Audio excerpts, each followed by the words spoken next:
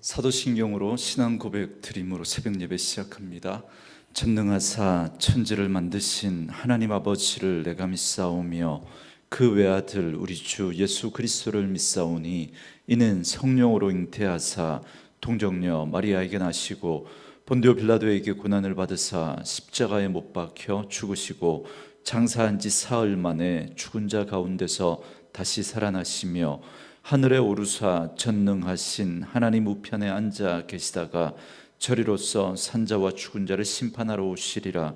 성령을 믿사오며 거룩한 공회와 성도가 서로 교통하는 것과 죄를 사하여 주시는 것과 몸이 다시 사는 것과 영원히 사는 것을 믿사옵나이다. 아멘. 이 아침에 우리에게 주시는 하나님의 말씀은 누가복음 20장 41절에서 21장 4절 말씀까지입니다. 누가복음 20장 41절에서 21장 4절 말씀까지. 누가복음 20장 41절에서 21장 4절 말씀까지입니다. 우리 말씀 찾으셨으면 한 목소리로 같이 읽습니다. 예수께서 그들에게 이르시되 사람들이 어찌하여 그리스도를 다윗의 자손이라 하느냐.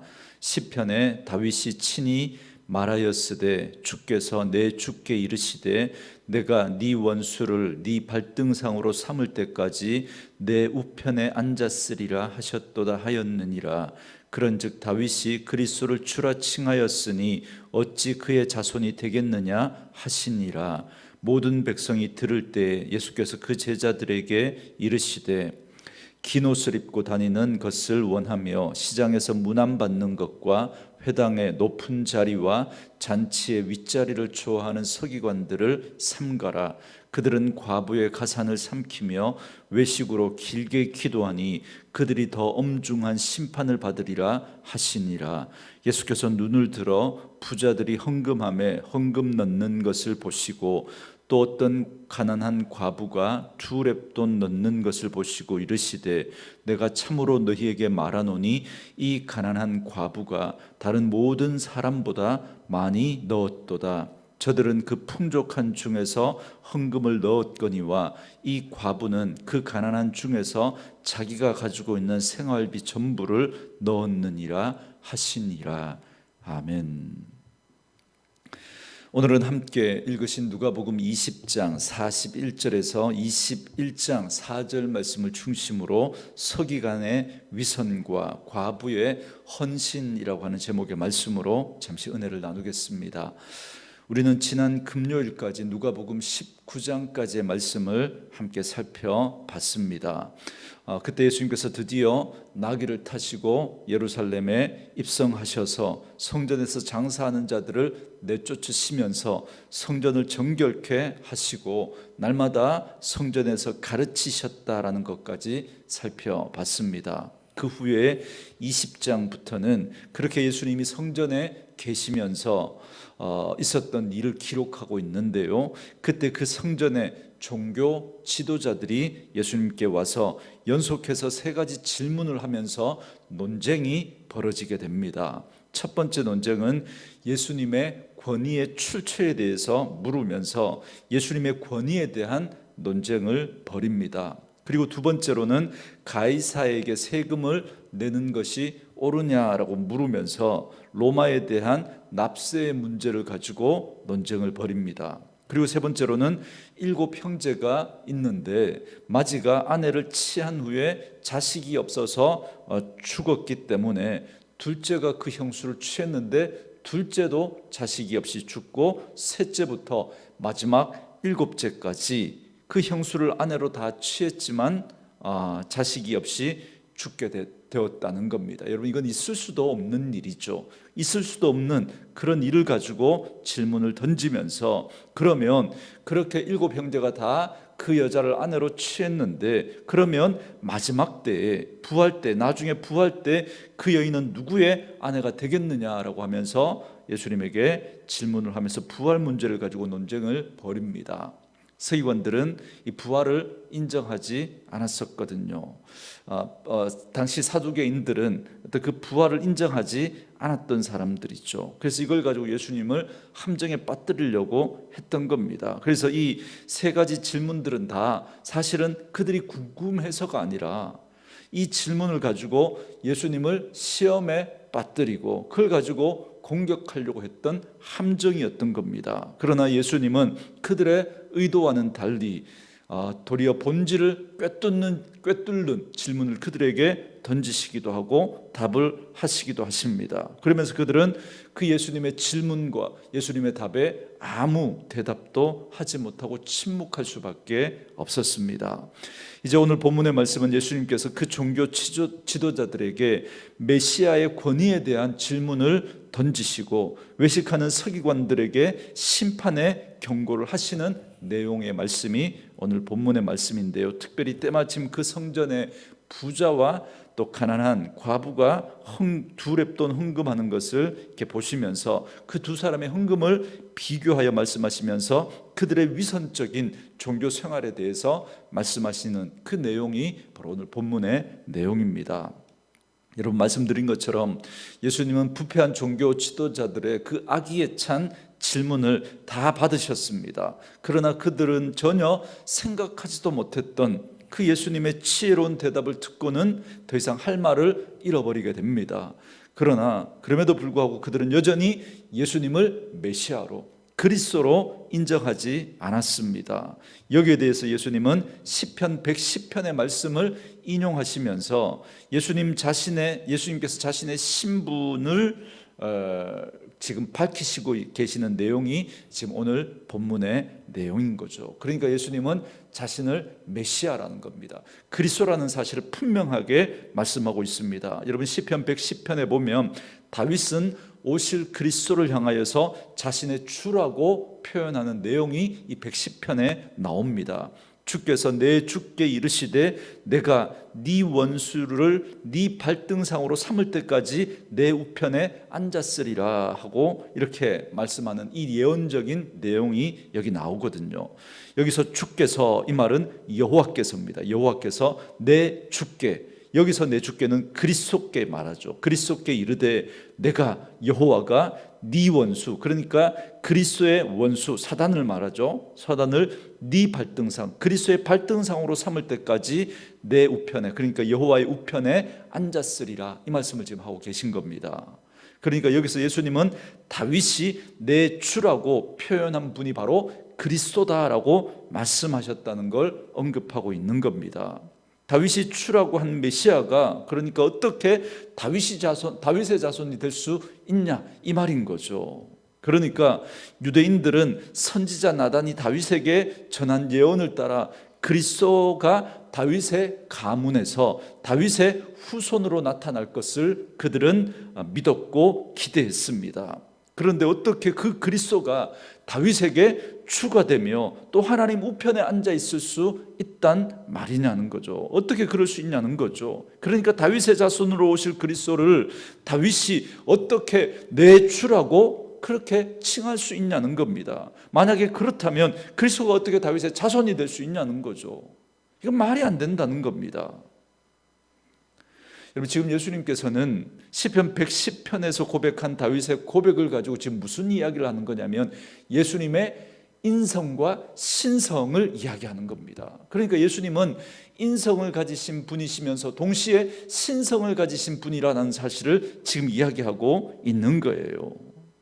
그런데 이 어리석은 종교 지도자들은 그리스도가 다윗의 자손으로 오실 것만 알고 기다렸다는 겁니다. 무슨 말이냐면 그들은 그리스도의 인성만 그들은 이렇게 생각하고 있었던 거예요. 신성은 생각하지 못했던 거예요.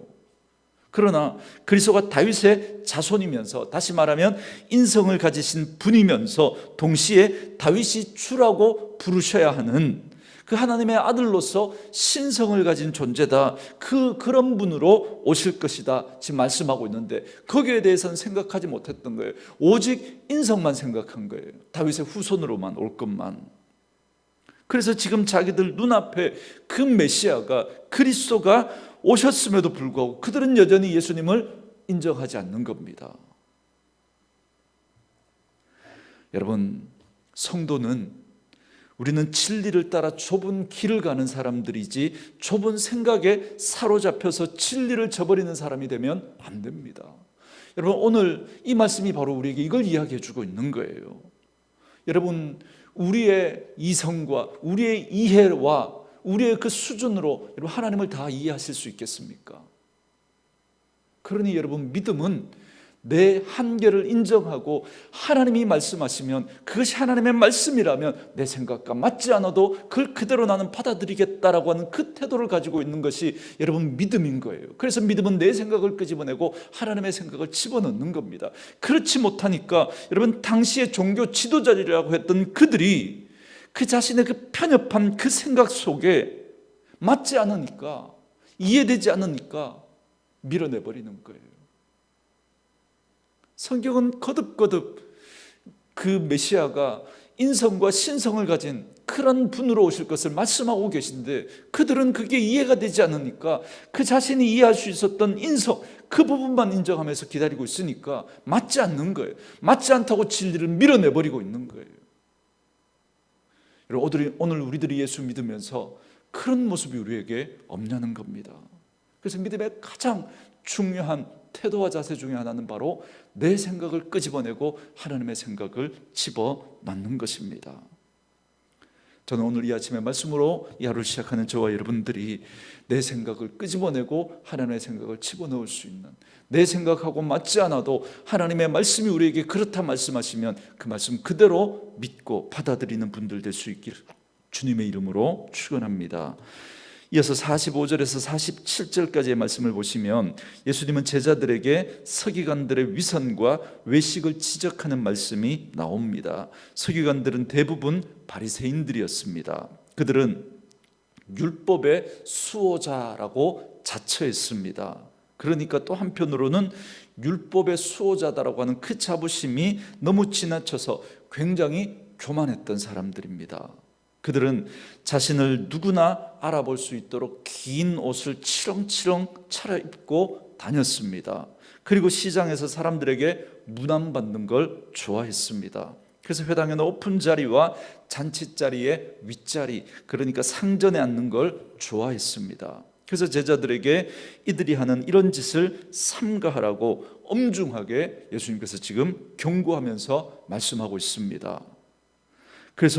그리고 율법의 그 구절들을 외우면서 다니는 그들이 얼마나 위선적인지를 예를 들어서 말씀해 주시는데, 47절에 보시면 불쌍한 과부의 가산을 빼앗으면서도 겉으로는 남에게 보이기 위해서 길게 기도한다는 겁니다.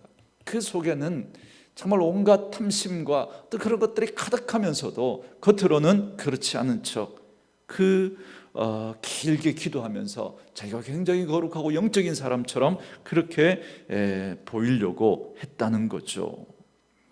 이런 위선적인 삶은 하나님 앞에서 엄중한 심판을 받게 될 것을 예수님께서 말씀하시면서 제자들에게 너희는 그렇게 하지 말라고 경고하시면서 지금 이 말씀을 주고 계신 겁니다. 여러분, 왜 예수님께서 제자들에게 이 말씀을 하셨을까요? 왜?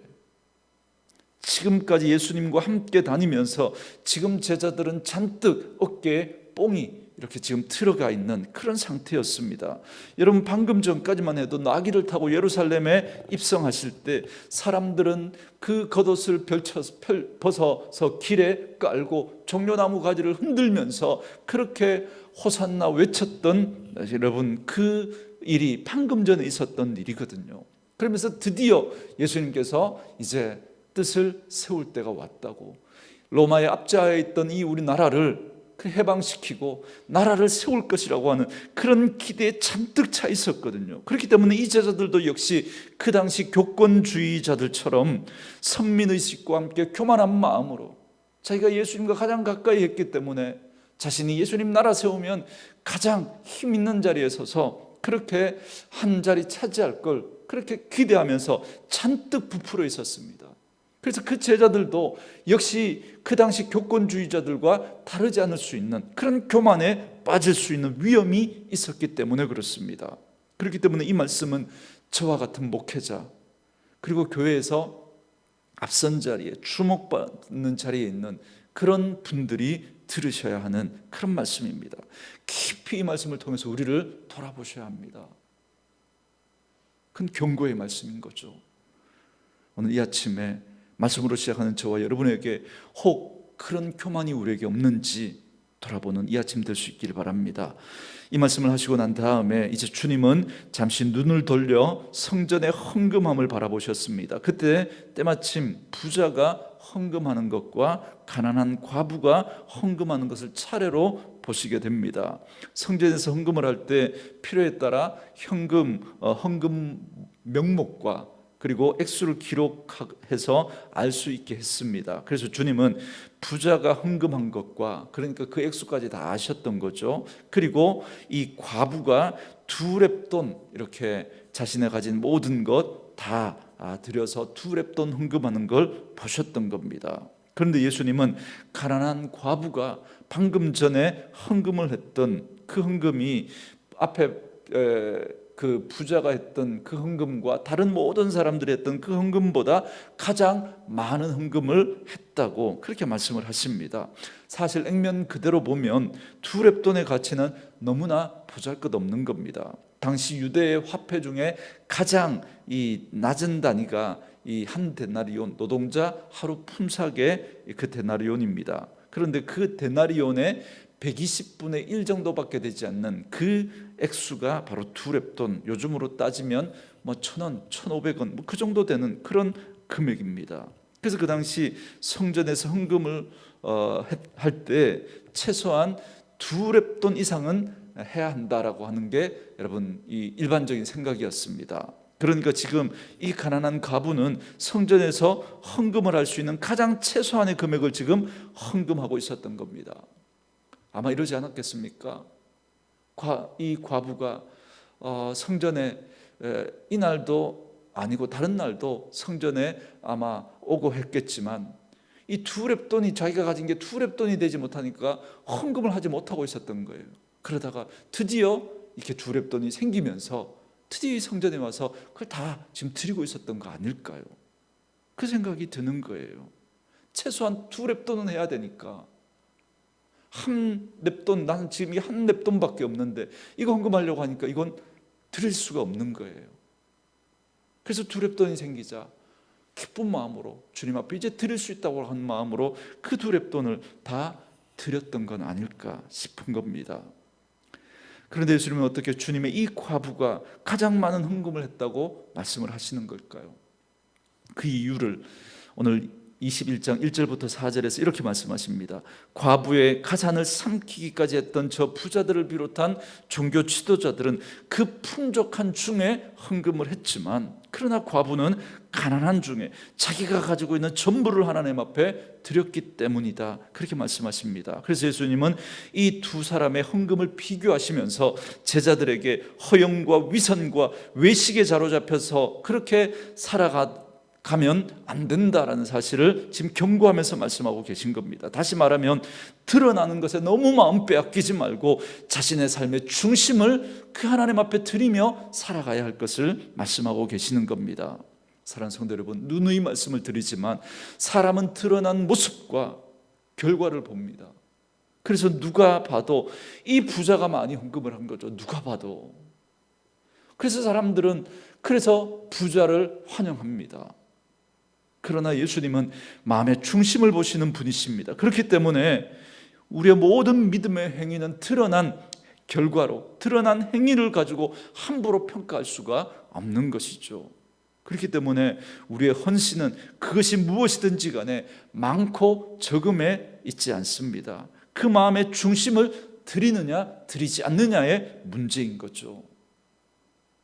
드러난 액면상으로는 그것이 아무리 크고 많더라도 그것에 마음을 담지 않았다면 그건 주님이 받지 않으십니다. 물론 마음이 없는데 큰 헌금을, 큰 액수를 드릴 수도 없겠지만 정말 중요한 것은 마음이라는 거예요. 마음.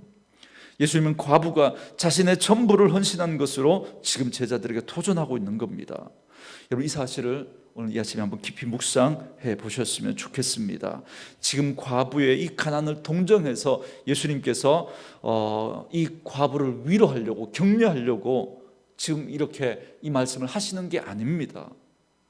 비록 가난한 과부일지라도 자신에게 남겨진 무언가가 있었다면 결코 그녀를 이처럼 예수님께서 칭찬하시지 않으셨을 겁니다. 전부를 드린 거예요. 똑같이 적용하면 오늘 나의 헌신이 나의 전부가 아니면 결코 주님을 만족하게 하는 그런 헌신이 될 수 없다는 겁니다.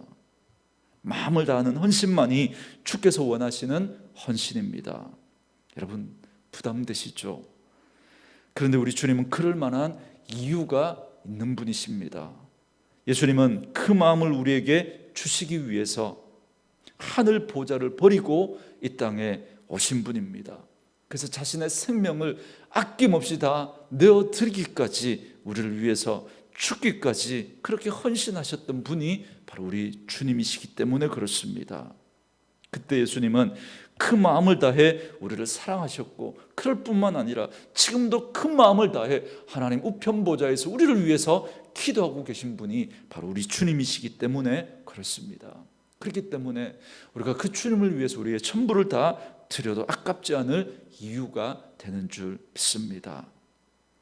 저는 지금 여러분에게 그걸 다 드리라고 말씀하시는 게 아니라 오늘 우리의 마음의 중심이 주님께 있는지를 돌아보시고 오늘 이 아침에 그런 우리의 모습들을 한번 돌아보는 귀한 시간 될 수 있길 주님의 이름으로 축원합니다.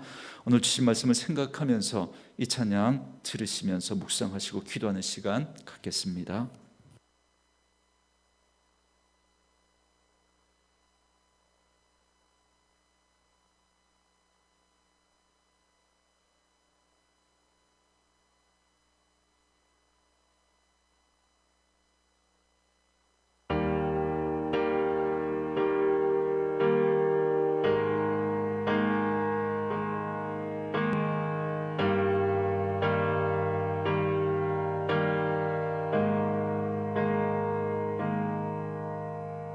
나 위의 십자가에서 깨뜨리신 사랑, 오늘도 그 사랑 안에 나 거합니다.